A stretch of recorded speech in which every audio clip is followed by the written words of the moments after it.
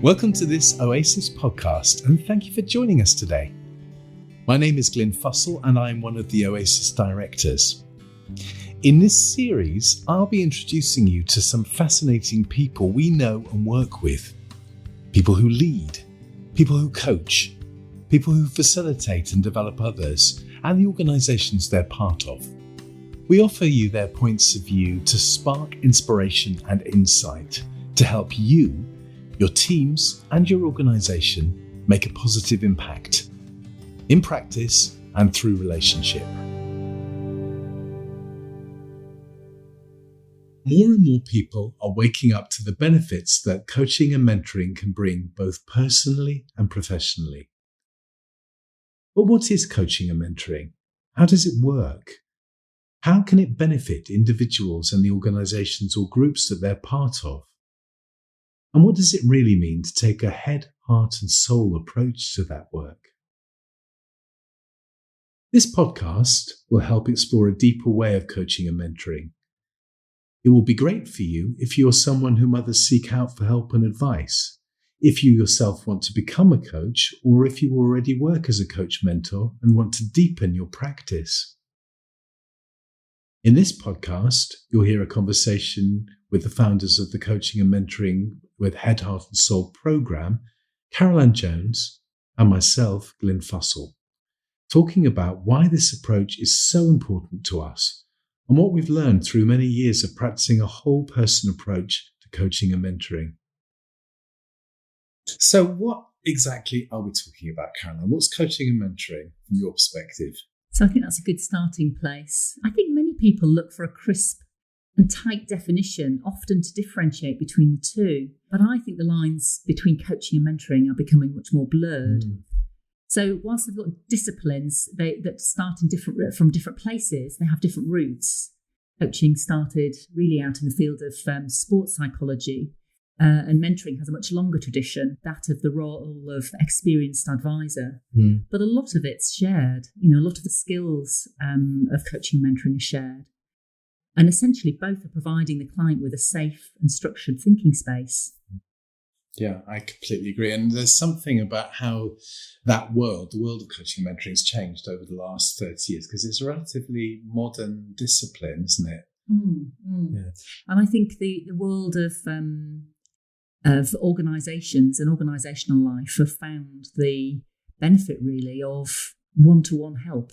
And this is, I think it's an important differentiation to make between all of these things and counselling and that sense of a therapeutic space. And from my perspective, there's a whole range of different things you can do to help someone in the one-to-one realm. And sometimes in helping someone in an organisational setting or even in a business-specific setting, what you'll encounter is distress. But the difference for me between counselling, coaching and mentoring is that the focus is on the future and what you want to do about it. What's your agency for change in all of this? Where do you want to be? And starting always with the question, what do you want?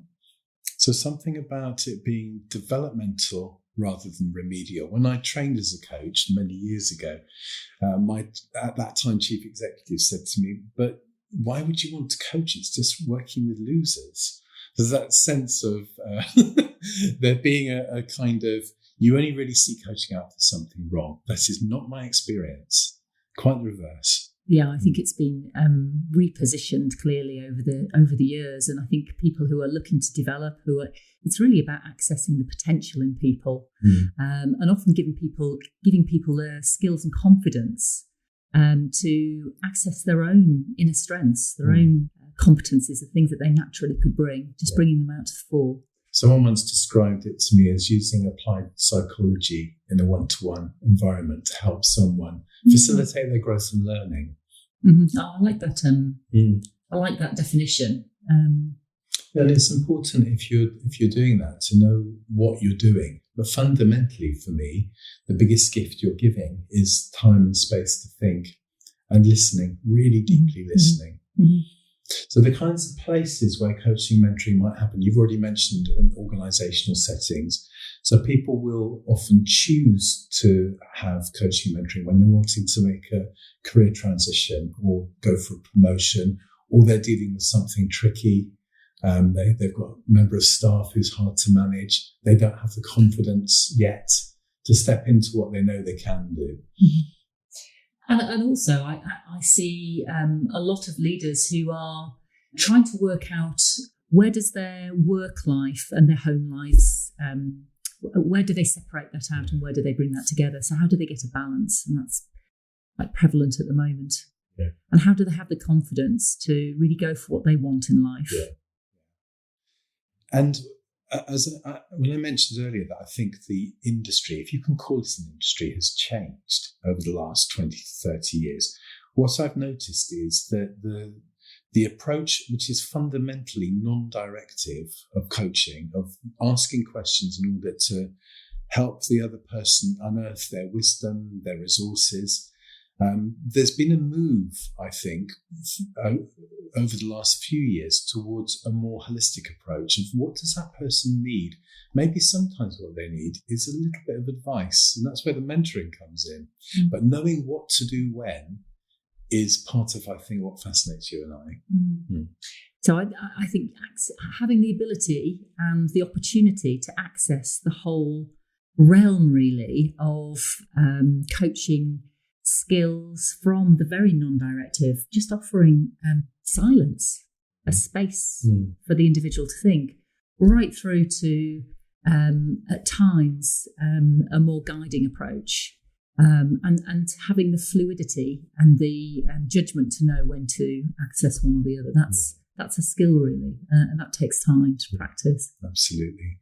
And if we're looking at what it is, then it's a whole range of things, but it fits within that one-to-one realm, although there is team coaching. But today we're talking about how you work in the one-to-one realm with head, heart and soul, and we'll come on to what that means in a minute.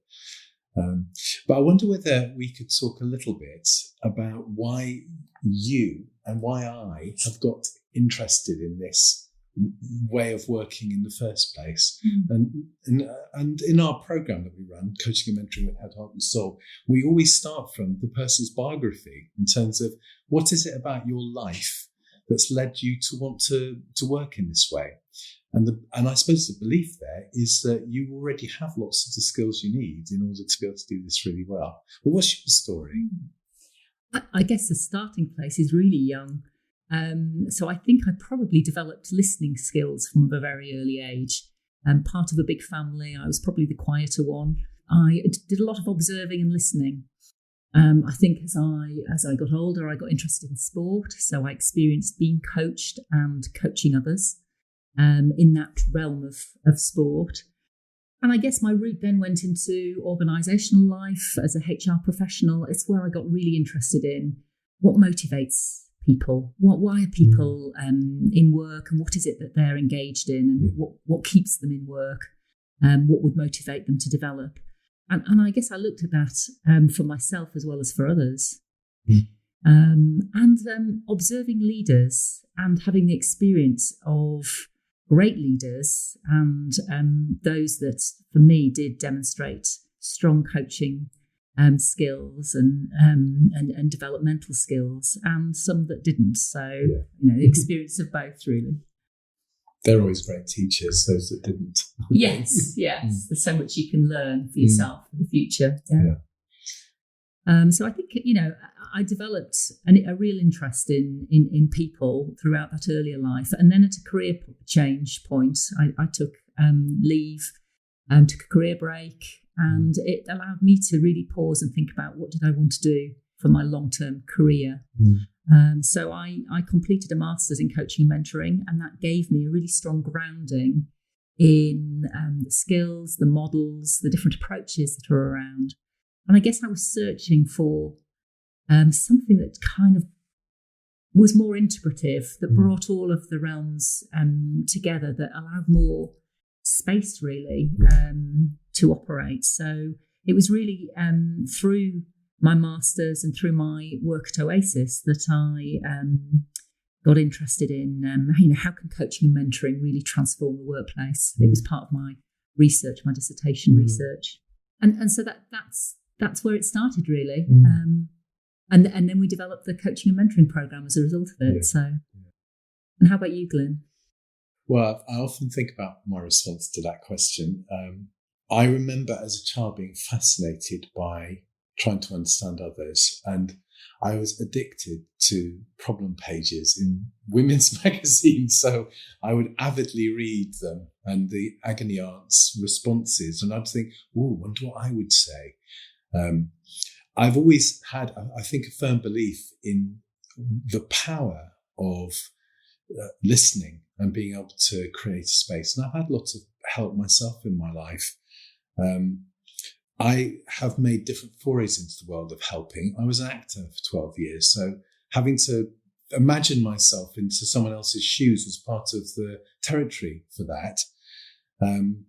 I trained as a bereavement counsellor, and I started training as a psychotherapist. And then about, I think, 18, 19 years ago, I joined a group of business leaders on a program to train as a coach. And it was a fascinating experience because I had moved into leadership development. And on a kind of international and national level, working with leaders with big portfolios and often with extraordinary achievements, but noticing that they were held back by all the same things other people were held back by. And on this coaching program, it was an interesting mixture of the great and the good of the coaching world who were training us, like Sir John Whitmore, Nancy Klein, John Leary Joyce. And for me, I really ate it all up. It was fascinating. And I knew it was the right move for me to become more interested in the interior world of leaders. But what I didn't get from that training, and that left me rather exposed when I went into the world of coaching, was any sense of how to work with myself. So, like you, becoming more involved in the work of Oasis because of that, noticing that I believed very strongly, I still do, that unless you work with your own issues, that working with others to help them can be a bit of a one-way street. It's not equal. And we've been running coaching mentoring with Head, Heart and Soul now, I think, for 5 or 6 years. And it's been a wonderful, fascinating learning journey for me. I've really appreciated it. So that's how I've come to be interested. And I'm still really interested, still really excites me. It's my favourite kind of work, one-to-one development.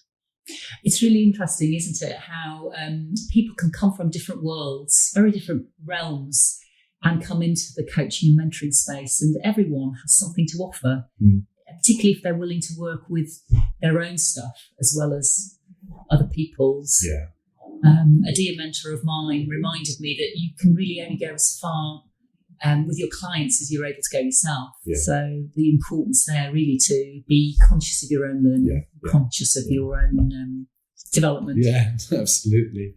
And it's the bit I think that in many coach training gets completely missed out. So the onus is on learning a set of models and frameworks in order to be able to practice competently. And I totally believe that that's important. I also believe it's not enough if you're going to be a really effective coach, which is where I think the Head, Heart and Soul thing comes in. And when we decided to call our coach training program Coaching and Mentoring with Head, Heart and Soul, there was a degree of resistance from some people that it sounded like a lot of hippie nonsense with the soul aspect. But there is a lot of, I suppose, gathering together of all that's been learnt in the world of coaching and mentoring to offer something different. I mean, for me, it takes coaching and mentoring from that relatively narrow and tight space to a much richer and deeper realm, the realm of the whole person and really what it means to be human. So that's quite an all-encompassing endeavour, really. But there's possibility to draw on all that it means to be human and access that not just for the client, but in ourselves, so that the relationship we have is much richer. It might mean calling on spaces that make us feel more vulnerable and the willingness to be courageous and to go to those places, obviously within a held space. So there needs to be boundary and a contract around it, an agreement to it. But everything's relevant, really. You talked about biography. So the biography, the context that the person is living and working in, what they bring, their desires, their all the things that they are wanting, their aspirations, as well as the things that are holding them back. So much richer space. And I think those things are relevant because they are relevant to whether or not the person is going to be able to make the transition or the attainment that they want in their lives. So I suppose one of the things I most remember from my own coach training was it being drummed into us that if the person gets upset and starts crying, then you need to say quite firmly, I'm sorry, I'm not trained as a counsellor, so I'm not really able to help you with that. And that felt to me so weird. People's distress, for me, is a sign that they are moving into a transition and working with the reasons why it's too difficult to stand up in public and address a group of people because you're scared, or the reasons why you haven't been able to get that promotion that you've always wanted, or develop the confidence that you want, is an inner reason. It's not something you can just wipe out with a technique. So paying attention to someone's anger, upset, or distress, it's relevant and it's useful. There's an energy in it, for me, that is transformative if you pay attention to it rather than ignore it.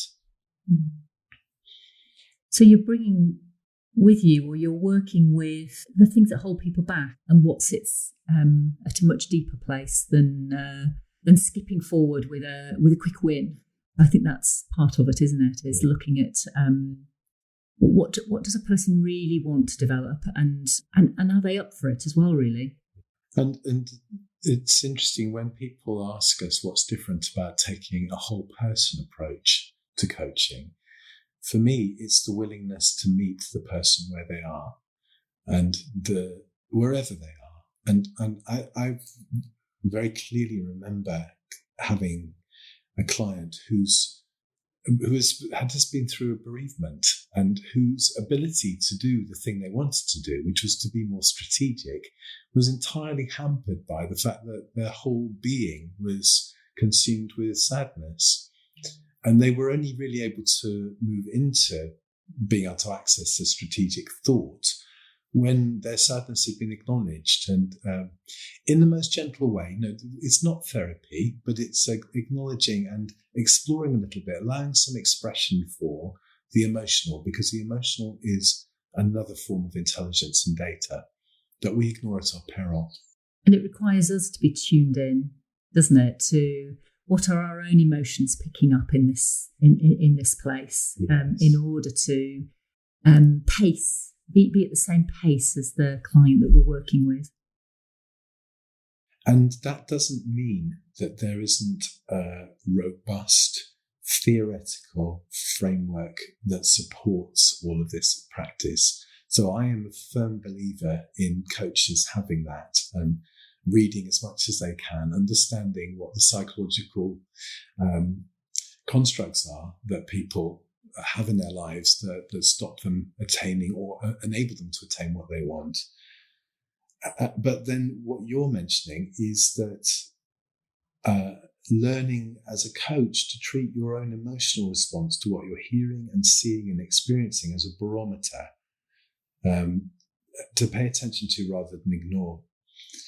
That, I think, is really exciting. So if I'm in your presence and I'm feeling a bit irritable, I want to pay attention to that. What's that mean? I mean, it's my emotion, but what am I picking up in you and in this conversation that other people might be picking up with you?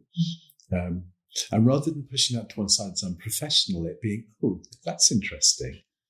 And possibly even naming it, if that's appropriate, and if that changes the state or helps the client kind of think more deeply about what they're in. Yeah. And then if you are able in those conversations to leave space for emergence and allowing the person to find the golden thread that runs through their life of deeper meaning. That for me is really a wonderful thing and happens all the time in coaching. Much more than I think people might acknowledge when they're thinking about executive coaching or business coaching. I don't personally believe there's any difference. I think it's about what does the person need and are you able and willing to meet that? That's interesting, and that's sort of allowing, because you start off with perhaps some clear goals in mind. A client comes in and very clear about what they want to get from coaching or mentoring. And then there's some point by which they realise there's a much richer place to explore, and the goal that they came in with often isn't the goal that they end up working with. Yeah. It's something much, much deeper, perhaps will take longer, but more enriching, really. And in our coach training that we run, what I've noticed is sometimes when people are practicing with new clients, they struggle to find a goal. It's more a kind of unpacking process out of which slowly starts to emerge some patterns and threads that make it easier to understand and to move forward. Yeah, it sometimes feels like you're either like roots of a tree, or going down sort of rabbit warrens, exploring different avenues and gathering information which may or may not be useful going forward, but it's all relevant, isn't it? The person's story is all relevant, and then being able to summarise and offer that back to allow the individual to then go, I think that's the area I want to focus on. Yeah. And often, if that's the first time that's happened in that person's life, that can feel very, very transformational. That sense of someone really listening to them, really able to play back what they've heard. And I don't know about you, but sometimes, usually at the beginning of a coaching relationship, the client will say things like, "Oh, that's felt like therapy." And it's not therapy, but it's just the fact that someone's actually listened to them and made space for that. And of course, the wonderful thing is that by doing that, people are able to access their own wisdom and their own resourcefulness in a way they haven't been able to before. I find sometimes with clients that they have girded themselves to come in and share whatever is on their mind, and they have an image of how they're going to be in the session, and then some part way through, some catharsis, something is revealed to them, and there's an outpouring of emotion, and it takes them by surprise. But what's apparent, I think, is that they've been locking up those emotions in order to take care of themselves, but they haven't had a place to work out what that means to them. Yeah, well, that's safe too. Yeah.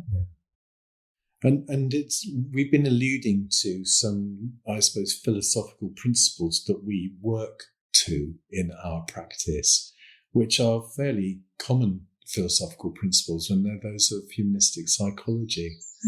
So the fundamental belief in other people's ability, and in the person's ability to find their own solutions to things. Yeah, and the belief that people are able to grow and develop, that they're not fixed, that they're not to be broken down, that there's more to explore, more to develop, and that people want to do that. Yeah.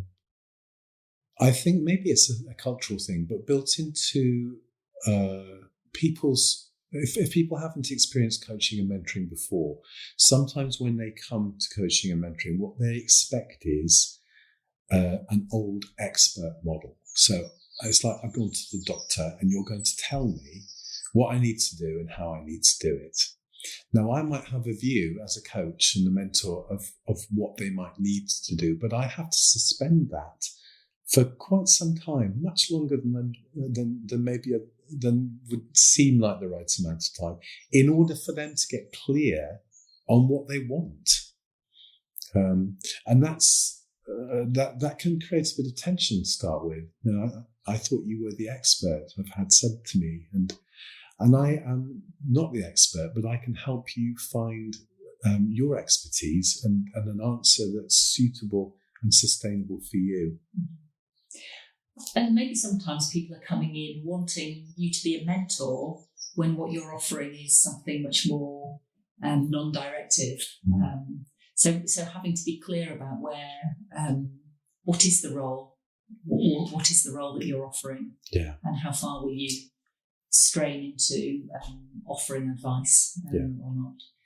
And that the discernment to know what to offer, when, and in what way, I think needs to be developed with a great deal of humility. So that sense of being in touch with the part of you as a coach and a mentor that wants to fix or save or take responsibility for, or immediately knows a solution that they should do, and suspending that, at least for a while. Nancy Klein has a wonderful phrase, which I loved, which is, when asked her advice, she'd say, I'm really happy to give you my thinking when we've got to the end of yours. That's a lovely phrase, isn't it? Yes. I think our 7-stage model for human relations helps guide us through that. So that, remembering always to clarify before moving to challenge or moving to getting to the choice phase, which is where quite a lot of people love to be. They want to get to the solution, often too quickly. Yeah, I think it's most of us have been employed for having an answer. So then moving into coaching and suspending that for a while to help the other person. Yeah. And as a newly developing coach, that can feel quite a vulnerable place to be, can't it? So that kind of, I think I should know the answer, or I should be helping them by now. Yeah. What is it I'm bringing if it's not the solution for them? Yeah. Yes. And that's that dance with responsibility, I think, continues all the way through your career as a coach and mentor. How much is my responsibility and how much sits with the client? And our assertion is that it's much more with the client than maybe people would think. So there's all sorts of benefits to taking a head, heart and soul approach to coaching. There's all sorts of benefits to coaching and mentoring in organisations. And most of our work is as organisational consultants and leadership development consultants, as well as doing coaching and mentoring training. And you've done quite a lot of research into how organisations can benefit from this. So, part of my research was to look at how this kind of approach can have transformations in the workplace. And what I picked up from all of the people that I interviewed was it had a much more longer lasting effect. And that's borne out to be true, actually, in the organisation that I'm continuing to work with, as they face into loads of challenges, particularly in this time of uncertainty, that people have been equipped to develop much more deep and trusting relationships with each other as a result of having developed that depth of relationship with their developer over time, and finding that there's way more that's possible. I think the other thing that I've picked up is that people have found that by allowing themselves to have a frame that looks at their whole life, they've found some of the traits, some of the things that hold them back are true in their personal lives as well as their work lives. So in a way, wherever they're placing their focus, if they're up for developing it in whatever realm that is, it has benefits across the board in organisations as well. And we did a survey after having introduced coaching and mentoring as a discipline into a large family business. What we saw was that people in receipt of coaching and mentoring had often made significant transitions in their work careers. They'd been promoted. They were taking more responsibility outside of their narrow remit, and it was for the benefits of the organisation. They had more emotional intelligence. And the people that we had trained as coaches in that environment, often their own teams were saying, my God, you're completely different in the way you're managing us now. So it had huge benefits. There's some lovely examples of where Individuals are saying, this has transformed my life. It's transformed my relationships with my team. It's transformed relationships with my peer groups. And we're able to have much more difficult discussions than we used to have and still retain that sort of trust and relationship with each other. More is possible. Yeah. And if you make that focus the individual, then I think there's something about how do you, as an individual, become the author of your own destiny? How do you make choices that are conscious, that get you more of what you want and need in your life? And sometimes that journey of getting more of what you want and need in your life reveals that it wasn't what you first thought. It's actually something else, something a bit deeper, maybe less grandiose. And that's a wonderful thing to see people becoming more peaceful with themselves as a result of having space and time to think and feel. Yeah, and so for some people, it might take them in a very different direction to where they started out, or where they thought they'd go. So people will often ask us, what are the skills that a coach or a mentor would need? And there are many, I think, and they are skills that they probably already have to one extent or another. There are many, but the starting place for me is being able to listen with compassion, really take time, listening that's not rushed, offering silence, paying attention to all levels, what the person's saying, how they're being, how they're presenting themselves.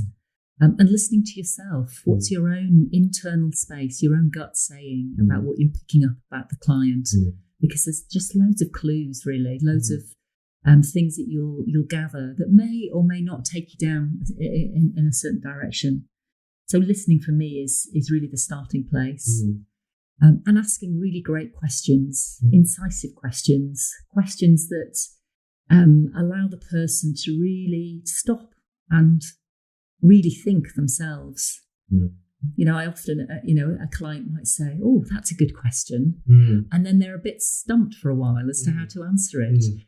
So providing that you allow some silence, it takes them into a much, a different space, really.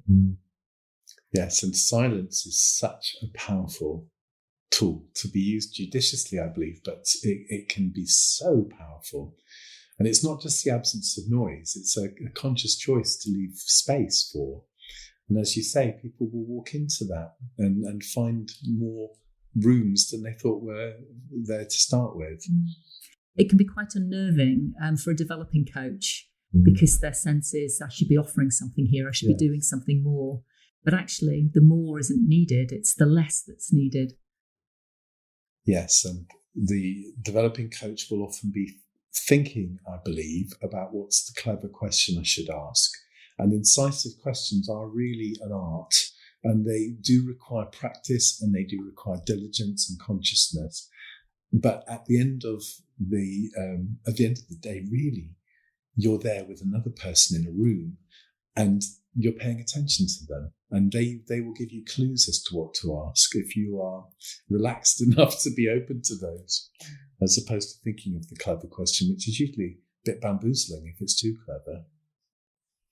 And often it might be playing back what you've heard. So it's more a paraphrasing or I've heard this, what of that makes sense to you? One of the other, it's not exactly a skill, I think it's more an attribute that I have noticed is common to the majority of people who come on our program, is that in their life people have sought them out. So that sense of people will go to them for advice or help, and they enjoy that. They enjoy the experience of being that person, and they want to do it with more skill. So in the first instance, by enjoying that, they've already developed quite a few of the natural skills that you would need to be effective in this realm.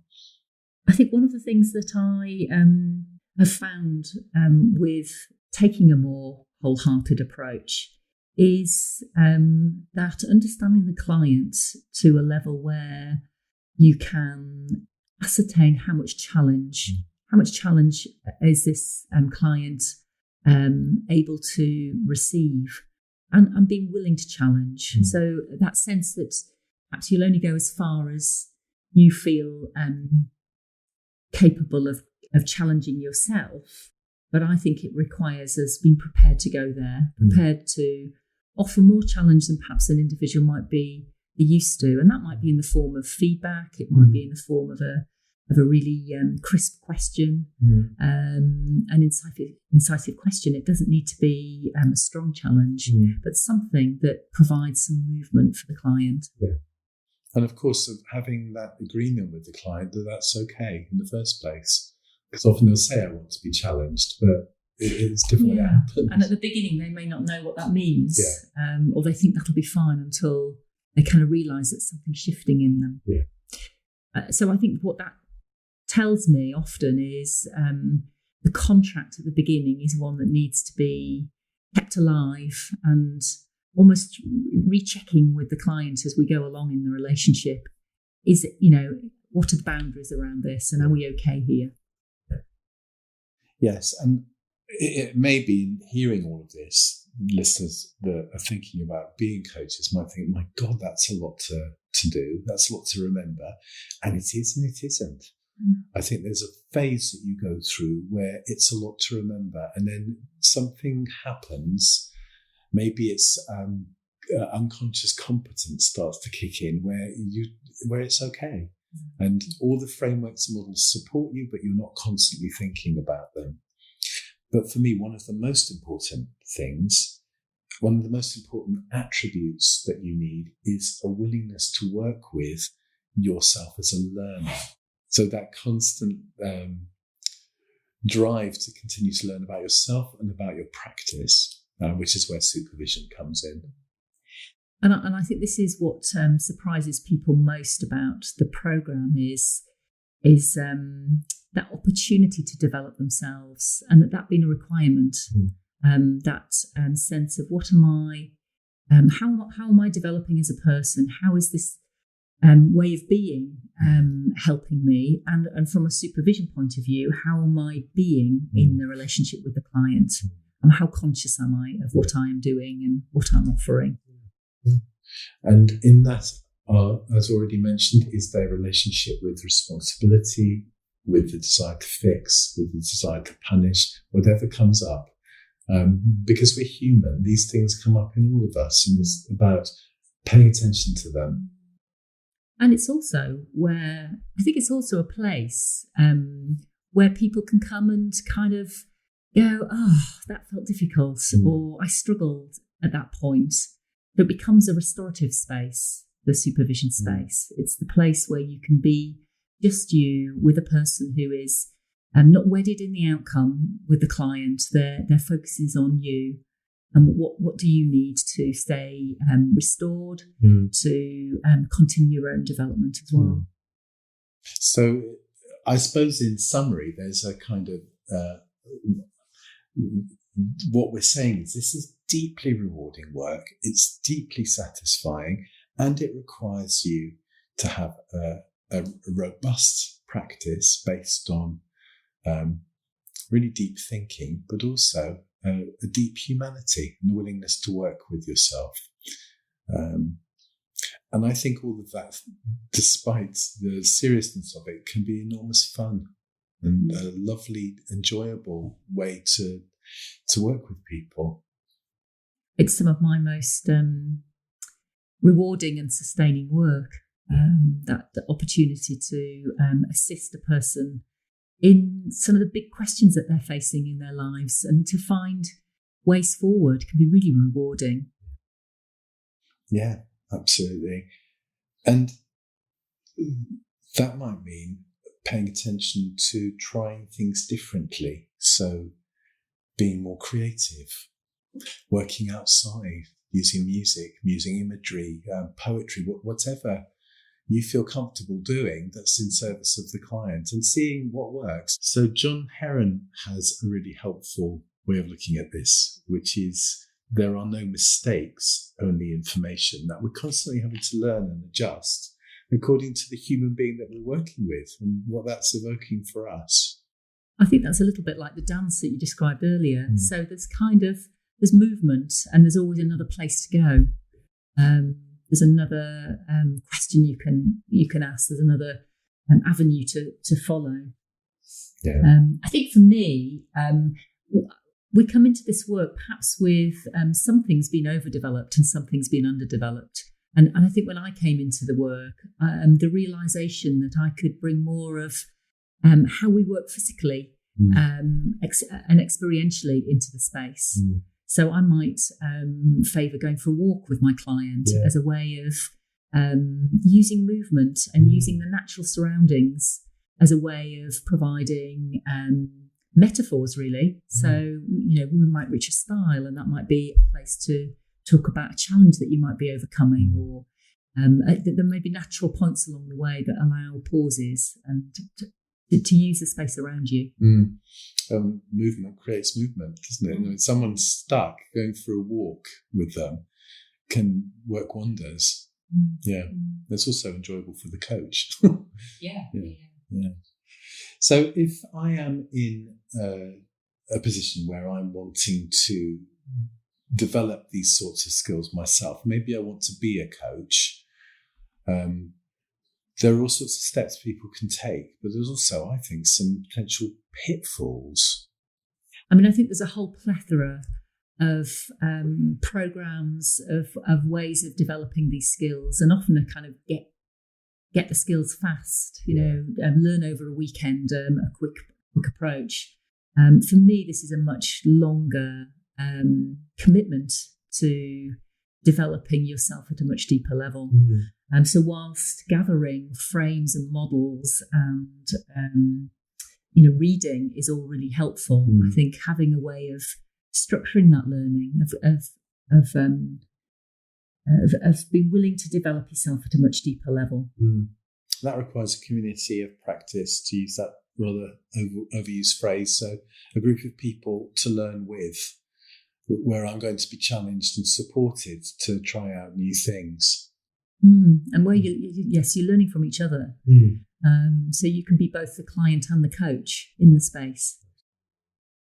And those sort of quick learn coaching in a weekend approaches are, for me, because it's an unregulated industry at the moment, it's possible to do that and then say you're a coach. But for me, it's a choice of, do you want to do this properly and in a way that's sustainable, where you learn something about yourself that's compelling and useful for you? Or do you want to just do something to someone? So rather than it being with them, it's like I'm going to go and do something, like an NLP technique with them, and it's going to change them. I'm very nervous about that, and I think it's not safe. It's not a safe way to practice. But having a solid foundation, like the one that we provide on our program, requires time and slowing down. And it's why we have a year-long program with pauses in between, because there's the opportunity to have more intense periods of learning and learning with others that are learning with you, but time to practice those skills and really develop your skills with probably volunteers who are willing to learn alongside you.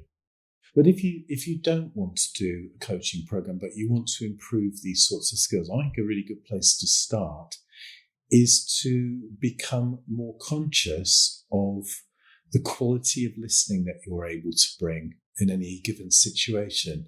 Maybe even giving it sort of marks out of 10.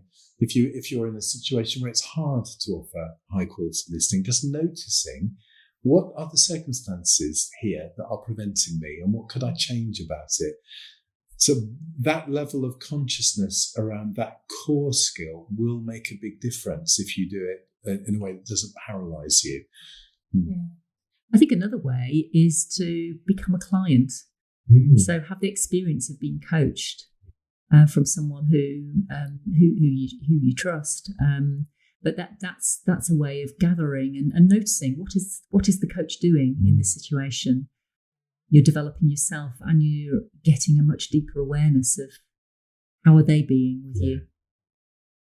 And if you are yourself already coaching and you've been practicing for a while and you're an experienced coach, but you want to deepen the way that you practice, I think there are things that you can do from that place, again, which will build your consciousness and your choice around how you operate. Mm-hmm. And one of those things is to become more and more fascinated in your own personal development and invest in that, rather than going on another training program or a module on a different technique, doing something that's about you as a person. And it might be, learning more about an aspect of humanness. So what does it mean to be more vulnerable? What does it mean to bring more love and compassion into your life? There are some great role models that we can look to. Brené Brown is a favourite of ours, isn't she? Because she brings a lot of humility to her work. So reading, podcasts, YouTube clips, understanding more about different realms of humanness, I think. And another thing I think you can practice if you are an experienced coach is doing less. Take a kind of minimalist approach of at least doing less than 50% of the work, if you can. Ask fewer questions, leave more space, see what happens, how it feels. It's an exciting realm to experiment in. And it will be in service of the client, they're not the guinea pig, you are. I love that. Doing less rather than doing more. Yeah. So needed. So this, for me, for us, is a wonderful lifelong learning process. It's deeply rewarding, deeply satisfying and challenging. And the invitation, I think, from us to those of you who are listening is to find out more. Find out more about yourself. Talk to us if you want to. Read more. Experiment with what it's like to listen more deeply. It's a really individual approach, isn't it?